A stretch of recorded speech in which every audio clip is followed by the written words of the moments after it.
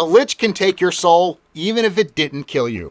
Hey there, I'm Ron from Dungeon Noob, and today I'm talking about one Lich ability that really changes what it means to die near its lair. Plus, I'm going to give you a couple of ways you can actually use this lore at your table. Let's roll for knowledge. Okay, so here's how it works. A Lich has a regional effect called Inevitable Siphon.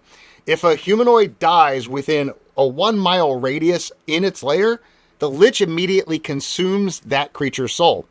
Now, the important part is the cause of death doesn't matter.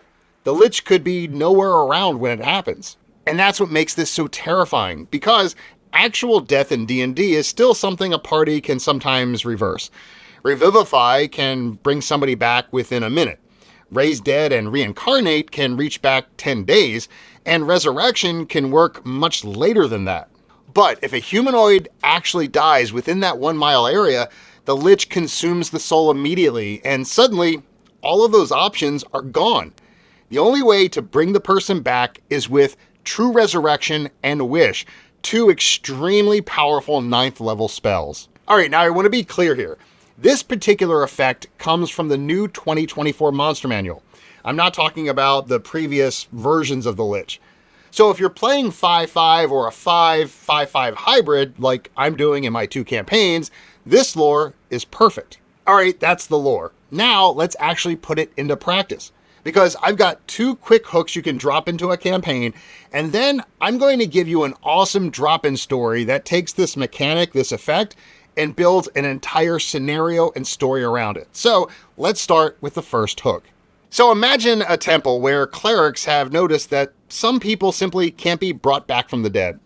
One was killed by bandits, another died in an accident, and somebody else was killed by a monster, perhaps. And the strange part is that the resurrection magic that the clerics normally rely on, it keeps failing.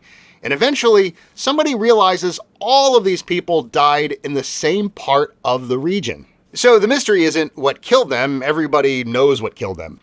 The real question is, why resurrection magic keeps failing over and over again in this part of the territory? And once the party starts mapping the cases, the trail can eventually point toward a Lich's lair nobody knew existed. Alright, now here's the second hook, and it's even simpler.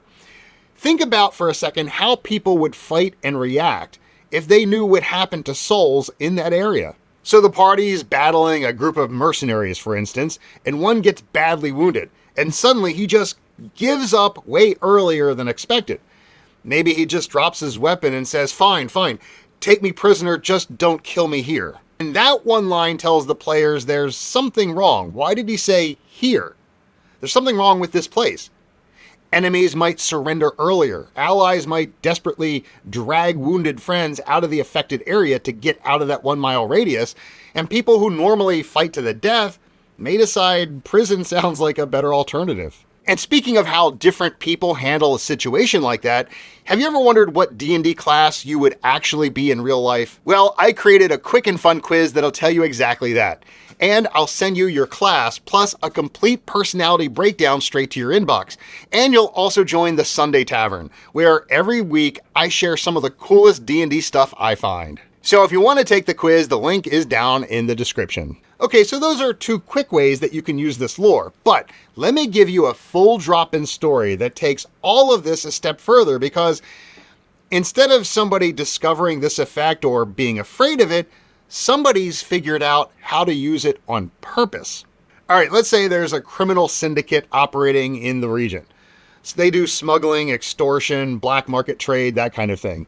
I mean, they're serious enough that people are genuinely afraid of them, but they're still a faction that the party can reasonably deal with. This group knows that there's a Lich somewhere outside the city. Now, they don't go anywhere near the actual lair, but over time they've figured out roughly where its territory begins. And more importantly, they've learned that people who die there, well, they don't come back through ordinary resurrection magic. So eventually they learn they can use this and turn it into the ultimate punishment for betrayal. You see, if somebody crosses the organization badly enough, that person gets what everyone in the syndicate calls taken to the Lich. And when your players hear that phrase, they're probably going to think that the Lich is going to kill the prisoner. Or they may even assume that the criminals have some kind of deal with the Lich, right? It makes sense. But nope, that's not the case at all. The gang has an execution site somewhere inside that area, and they kill the prisoner themselves. The Lich has nothing to do with it. They aren't working for the Lich, and the Lich isn't working for them. Now, you may start to wonder, why doesn't the Lich do anything about it? Well, think about it. He's getting souls fed to him without any effort. He thinks they're fools and allows them to keep doing it. All right, now we're at the current situation. Someone connected to the syndicate, someone who works for them, has been accused of a serious betrayal. Let's just say they stole a shipment, or the organization thinks they did. The organization is convinced this person did it, so they're preparing to take him to the Lich. Except he's innocent. Somebody inside the crime syndicate knows what actually happened. They either saw it or they know what happened. They can't openly defend the prisoner without putting themselves in danger, so as secretly as they can, they get a message to someone close to the prisoner.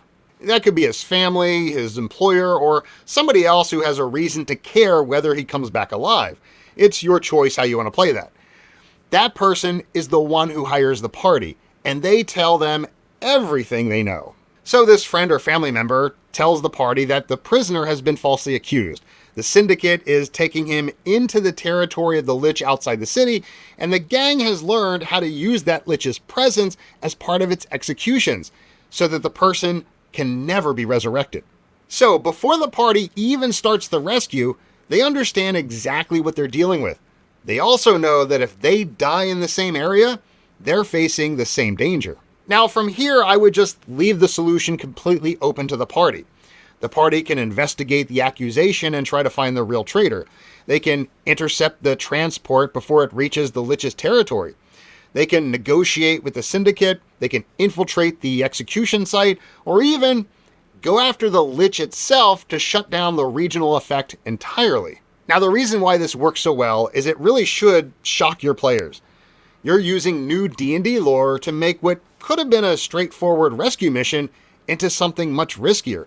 And heck, you're teaching your players Lich lore through the adventure itself. Thank you so much for watching, and if you think I deserve it, please like, share with a dungeon master you know, and subscribe. It really does help the channel. Oh, and if you wanted to know what I rolled at the beginning of this video, I rolled a 15. So go ahead and put the number 15 in the comments below so I know you made it all the way to the end. Thanks, and I'll see you in the next video.